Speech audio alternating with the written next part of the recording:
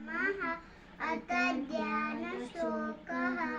ॐ पार्थाय प्रतिबोधिता भगवता नारायणेन स्वयं व्यासेन ग्रथिता पुराणमुनिना मध्ये महाभारतम् अद्वैतामृतवर्षिणी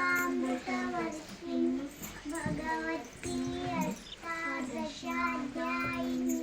अम्ब त्वामुपसंहरयामि भगवद्गीते भवद्वेषिणि नमोऽस्तुते व्यासविशालबुद्धे पुल्लारविन्दाय पत्रनेत्र